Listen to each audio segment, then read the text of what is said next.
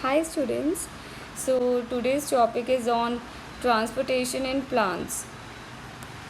देखिए हमें पता है कि plants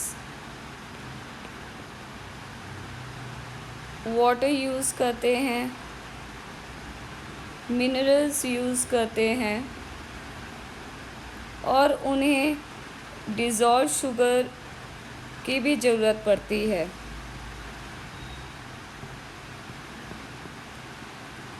तो हमें ये पता है कि जो वाटर और मिनरल्स होते हैं ये जड़ों के द्वारा लिए जाते हैं पौधों के अंदर, right.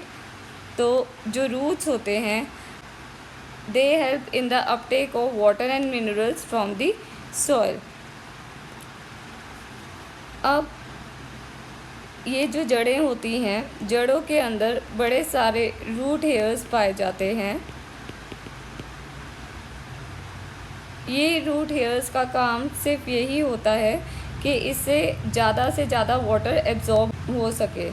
So it helps to increase the surface area for the water absorption, right.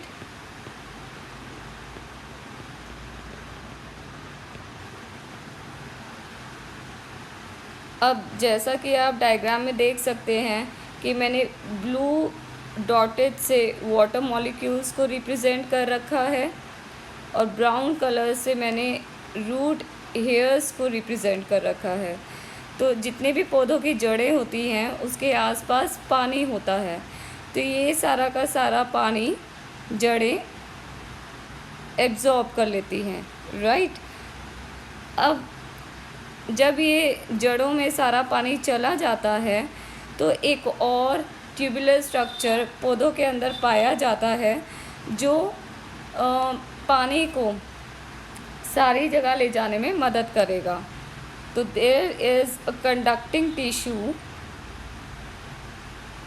inside the plant and that is tubular in structure.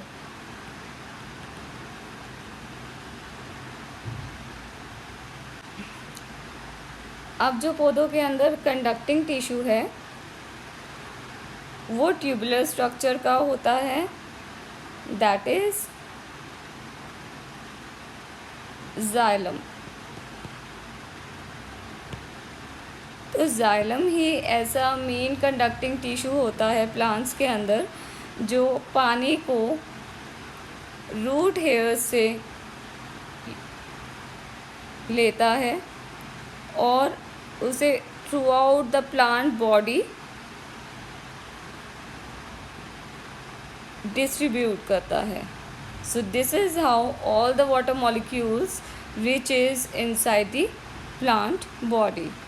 अब हम एक और कंडक्टिंग टिश्यू की बात करते हैं जो खाने को भी ले जाने में मदद करता है। We know that xylem conducts water, right. ऐसा ही एक और कंडक्टिंग टिश्यू होता है पौधों के अंदर, that is phloem and it helps to translocate food inside the plant body. अब हमें पता है कि जो पौधों में खाना बनने का जो प्रोसेस होता है वो फोटोसिंथेसिस के ज़रिए होता है, right. Photo means light, synthesis word means to make. So the process of making food inside the plant in the presence of sunlight is called photosynthesis. So अब पौधों में जो खाना बनता है वो सूरज की रोशनी में बनता है और फोटोसिंथेसिस के लिए भी 3-4 फैक्टर्स की बहुत ज़रूरत होती है, that is sunlight, water, carbon dioxide and chlorophyll. तो इन चारों फैक्टर्स की बदौलत ही फोटोसिंथेसिस प्रोसेस हो पाता है पौधों के अंदर। तो अब ये काम होता कैसे है, let's look into the diagram. देखिए, सूरज की रोशनी जैसे ही पत्तियों पे गिरती है, वैसे वैसे ही पौधों के अंदर खाना बनना शुरू हो जाता है। ठीक है, और ये जो फूड मटेरियल होता है ये स्टार्च के तौर पे इकट्ठा होता है। तो जो पौधों के अंदर फूड है वो डिज़ोल्व शुगर के तौर पे होता है। अब पत्तियों के अंदर ही अगर खाना रहेगा तो खाना बनने का कोई यूज़ ही नहीं हुआ।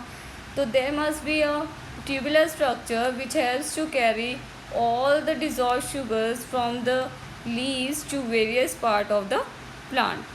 अब जैसे जैसे खाना पत्तियों के अंदर बनता जाएगा वैसे ही ये खाना डिज़ोल्व शुगर के तौर पे एक ट्यूबुलर स्ट्रक्चर के अंदर एंटर हो जाएगा, और ये ट्यूबुलर स्ट्रक्चर जो खाना ले जाने में मदद करता है इसी को ही हम फ्लोएम कहते हैं।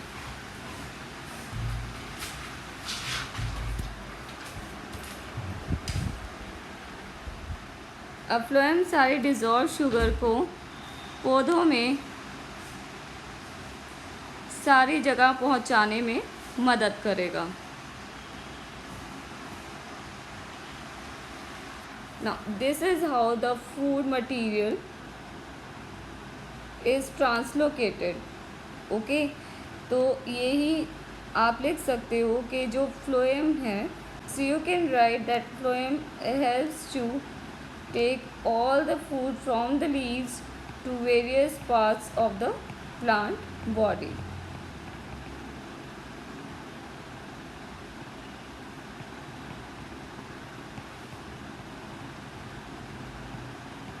See, this is really very easy. ज़्यादा मुश्किल टॉपिक नहीं है ये। इसमें सिर्फ दो वेसल्स के ऊपर आपको ध्यान देना पड़ेगा, that is xylem and phloem.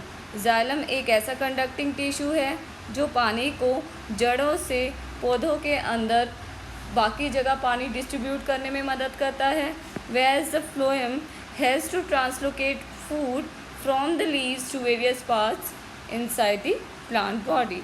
So I hope that you get this lecture completely.